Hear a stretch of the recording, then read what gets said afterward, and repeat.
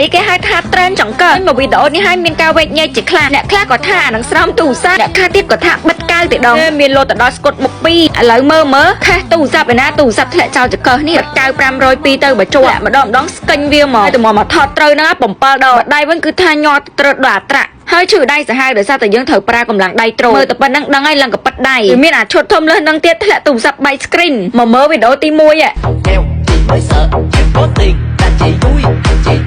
រមអត់មានជាតិអត់មានចៅទេដោយសារតែខ្ញុំខ្លាចវាជ្រុះហាហ្នឹងគឺជាវីដេអូទី1ហ្មងដែលថតប៉ុន្តែលយត្រង់ថាខ្ញុំដាក់ភ្លាមទូរស័ព្ទវាជាប់ផ្លែអញ្ចឹងក៏មានខមមិនគេសួរទៀតហើយគេធ្វើមិនចោះចាយមានធ្វើមិនដើមតុនយើងគឺជាកោះមកគូហាញទូរស័ព្ទអ្នកខ្លះលេងដល់ iPad តែខ្ញុំគ្មានកម្លាំងត្រូលទេដៃខ្ញុំវាទូចហើយយើងត្រូវយកទូរស័ព្ទមកត្រូលមួយចកតែហ៊ានសាក់ដបងនោះអត់មានលេងលើក្រូឯណាលាក់មកដឹងតែចំណៃជាងហើយអញ្ចឹងយើងត្រូវរៀននៅលើពុកនៅលើអីដែលតុនធ្លាក់មកវាអត់បែកពេលដែលយើងរៀងស្ទាត់ហើយហ្នឹងចាំដើរកាន់វាទៅណាទៅទី1គឺត្រូវប្រើសមាធិហ្មងដូចខ្ញុំពេលខ្លះមិនដាក់ភ្លាមត្រូវភ្លាមឲ្យទួយើងចេះដាក់ហើយក៏ដោយទី2គឺត្រូវរកកលុកកលៈណាដែលដាក់ទៅវារៀងស្មើបើចកឹះនឹងរៀងមូលប្របាក់បន្តិចឃើញអត់គឺងាយទៅប៉ុណ្្នឹងឯងតែអ្នកទាំងនេះក៏វាក្បត់វាខ្លាំងអត់បានទេដឹងអាជ្រុះប៉អីហើយខ្ញុំឆ្ងល់គេមើលមកចេញខេះនេះខេះឯណាមានកាមេរ៉ាថាខេះមែនរហូតទិញខ្ញុំបាន4 10មើលអាចត្រូលវាបានរហូតដល់5 6នាទីអីល្មមមកអស់ខ្យល់មកកម្លាំងមកលើដៃនេះដៃដែលត្រូលជាពិសេសដៃនាងហ្នឹងគឺឈឺជាងគេពេលដែលយើងត្រូលមួយការឈឺហ្នឹងលេងបានលេងវាទៅហើយបើគិតថាដាក់កៅ502បិទស្គុតមុខ2អីជាប់សាកមើលរួចក៏វេទនាម្លេះតាំងបិទឲ្យខូចទូរស័ព្ទខ្ញុំមកទទួលខុសត្រូវទេថតទំអមទៅបានត្រូវចិត្តក្បាច់ក្បោហ្នឹងគឺថា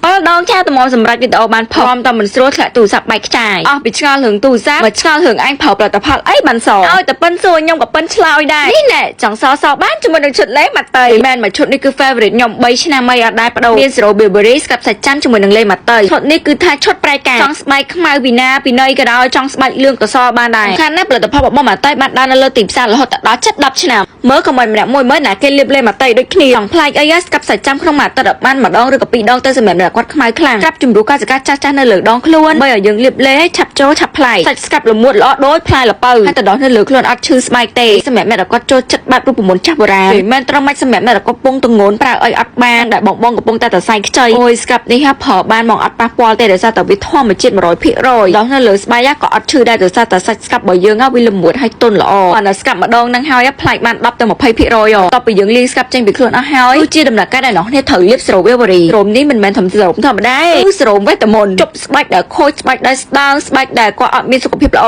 ឲ្យជារឹងមាំឡើងវិញហើយពេលដែលយើងលាបលេទៅគឺស្បែកយើងសបែបក្រាស់មិនមែនសស្ដើងក៏អត់ឡើងសង្វារដែរសាច់លេប្រភេទទឹកដោះគោយ៉ាអ៊ូអាចលាបបានតែមិនអាចញ៉ាំបានទេប្រយ័ត្នពុលហើយលេងាយគឺបង្កើនប្រសិទ្ធភាពសទៅវេដងពីពិសេសដូចយើងនៅលាវត្រូវចិត្តចូលកម្មវិធីរោងការមិត្តភ័ក្ដិហៅឲ្យលាបទៅឲ្យសឆ្វារោមដៃរោមជើងកាសដូចស្វាក៏លាបចូលដែរអត់កកតាមរកលរោមទេស្នាមដួលម៉ូតូរាប់ខែរាប់ឆ្នាំលាបយូរទៅគឺបាត់ស្អាតថេងសាច់សស្មើខ្ចីញ៉ាញ់ដូចបដូរចេកមានអារម្មណ៍ថាវីដេអូនេះ revoice over ហិងលើអត់និយាយលេងសើចទេស្អមែមិញថតត្រូវថ្ងៃហាននេះថតបែប indoor ទៅចេញពី spa វ៉ាសបល់មួយបងប្អូនខ្លួនឯងមួយសិនបងមួយគេខ្លាចគេជេ